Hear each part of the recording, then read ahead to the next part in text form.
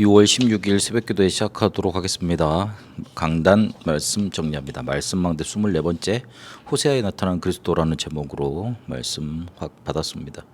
우리가 눈에 안 보이는 것 이것만 놓칠 수 있습니다.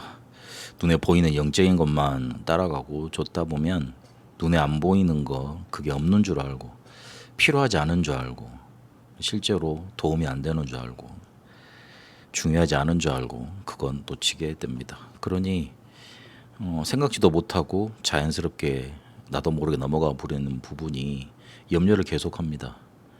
육신적인 거를 먼저 해결해야 되니까요. 그러면 흑암망대가 세워집니다. 그 반대로 원약 잡고 예배하고 기도하는 게 가장 좀 이렇게 무식해 보이지만 보좌의 망대가 세워집니다. 어차피 어려움 왔으니까 문제로 온 거니까 바꿀 수는 없습니다. 그렇다면 누리는 게 좋습니다. 문제화 시켜버리면 그게 재앙이 되고 축복으로 보면 답이 보이고요. 답이 보이면 길이 나타나게 되어 있습니다.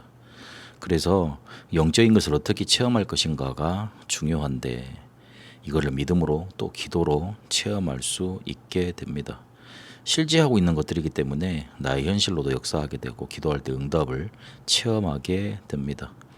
그래서 지금 일어나고 있는 일 성사님 하나님께서 역사하시고 천군천사 파송하시고 사당 열박하는 시편 103편 20절 22절 언약으로 붙들어야 됩니다. 그러면 이 사실로 인해서 예배하고 기도할 때마다 보좌의 능력이 나타나고 하나님 나라가 임하고 하나님 나라의 일이 이루어지게 되어 있습니다. 이걸 잘 모르니까 흑암망대가 계속 쌓여지고 보좌의 망대는 쌓여지지 않으니까 자연스럽게 뭘 이렇게 붙잡게 되냐면 우상숭배 쪽으로 빠지게 되어 있습니다. 사무엘상 15장 22절 23절에 보니까 순종이 제사보다 낫다 그 내용이 나오는데 사무엘이 아말렉을 완전히 진멸하라 그랬는데 사울이 그걸 하지 않습니다. 그래서 거기에서 좋은 것은 취하고요. 뭐까지 하게 되냐면 자기의 기념비까지 세우게 됩니다. 사무엘이 그 사실을 보고 여호와께서 사울을 이제 왕위에서 버려야 되겠다. 그러니까 자기가 세운 왕이기 때문에 굉장히 이렇게 안타까워했을 거 아닙니까? 근데 현실을 딱 보니까 하나님이 그럴만 했겠다 보이는 거예요. 자기 이익을 챙겼으면서도 핑계는 여호와께 제사 드리는 걸로 그렇게 핑계를 댑니다. 그러니 뭐라 그러냐면 번제와 다른 제사를 그의 목소리를 청종하는 것을 좋아하심 같이 좋아하시겠나이까. 거역하는 것은 점치는 죄와 같고 완고한 것은 사신 우상에 절하는 죄와 같음이라 그랬습니다. 내가 흑암망대가 계속 쌓여있고 보좌의 망대는 쌓여지지 않으니까 영적인 것만 놓치니까 뭐만 이렇게 드러나서 나를 사로잡게 되냐면 내 생각 그리고 하나님 말씀과 율법을 지키는 것이 손해가 된다는 그 생각이 나를 사로잡게 되고 결국 나 중심 내 욕심만 남게 되어 있습니다. 염려만 남게 되어 있습니다. 그게 결국은 뭐가 같냐면 우상에게 절하는 자 우상 숭배하고 같게 되는 겁니다. 그러니까 나로 돌아가서 나를 섬기게 되는 겁니다. 결국 그게 우상 숭배지 않습니까? 그러니까 나라는 신을 결국은 섬기는 겁니다. 열왕기상 11장 20절 40절에 보니까 르호보암의 악정으로 인해서 여로보암이 북이스라엘의 왕이 되는데 하나님이 택하시고 이렇게 잘 하나님을 섬기고 백성들을 이렇게 복음 속으로 끌고 가면 내가 너를 지키겠다 이렇게 약속을 하시거든요.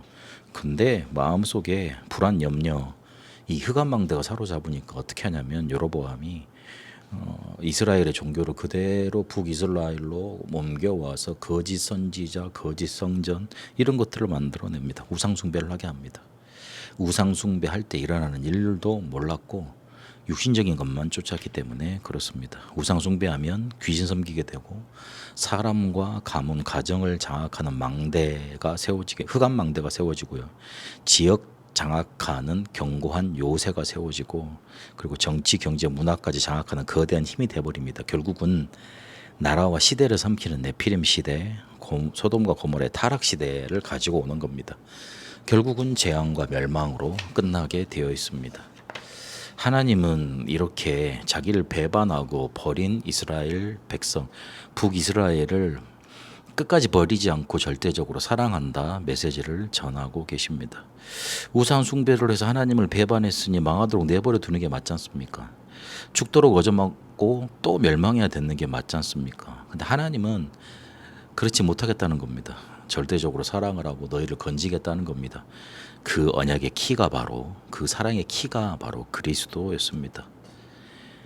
그리스도의 예표인 호세아, 여호와는 구원이시다라는 이름 뜻을 가진 호세아를 통해서 그의 사역과 그가 던지는 메시지를 통해서 이 사실을 알리고 계십니다.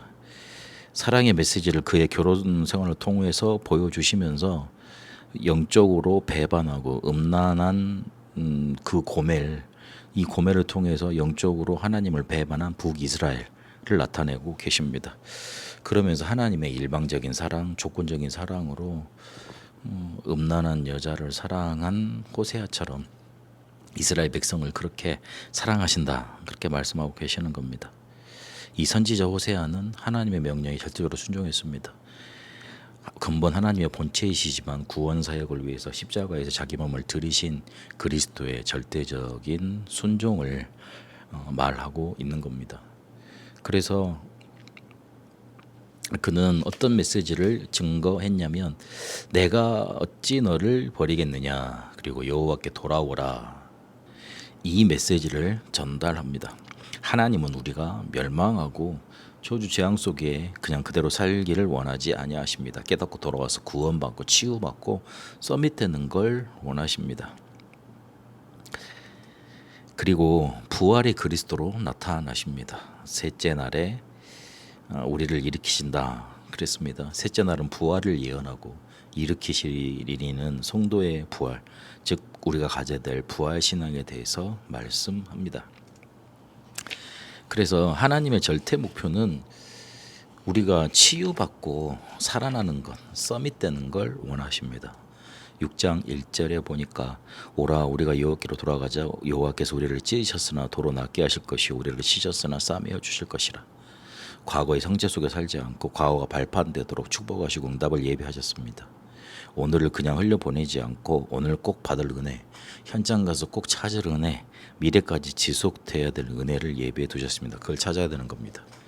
그리고 미래에는 보자 하나님 나라 그 일을 계속 누리면 응답 오기 때문에 그것 붙잡고 계속 길이 열려가는 거 보여야 됩니다. 6장 2절에 보니까 여호와께서 이틀에 우리를 살리시며 셋째 날 우리를 일으키시리니 우리가 그의 앞에서 살리라 그랬습니다. 과거를 300% 만들고 오늘을 300%로 누리고 미래를 300% 믿으면 됩니다. 그 누리는 방법이 뭐냐? 예배와 기도입니다. 우리가 힘써 여호와를 알자, 그렇게 되어 있습니다. 예배 하나로 모든 것 끝내야 됩니다. 기도 하나로 모든 것을 풀어내면 됩니다.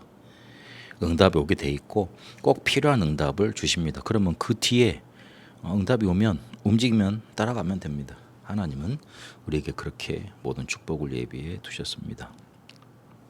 여호와는 구원이시라는 이름 뜻을 가진 호세아 선지자의 결혼과 그가 던진 메시지를 통해 그리스도가 나타나십니다. 그 부활의 그리스도로 우리에게 나타나 절대적인 사랑으로 우리를 건지시겠다는, 치유와 서밋 만드시겠다는 하나님의 계획이 또한 그리스도를 통해서 나타나고 계십니다. 이 축복들이 응답 있게 되시길 바랍니다.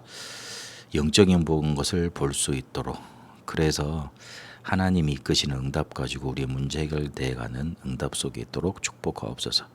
그리스도가 붙잡혀지며 참으로 그리스도를 통해서 여호와를 알고 예배와 기도로 모든 문제 해결받는 응답 누리게 하옵소서. 살아계신 우리 주 예수 그리스도 이름으로 기도합니다.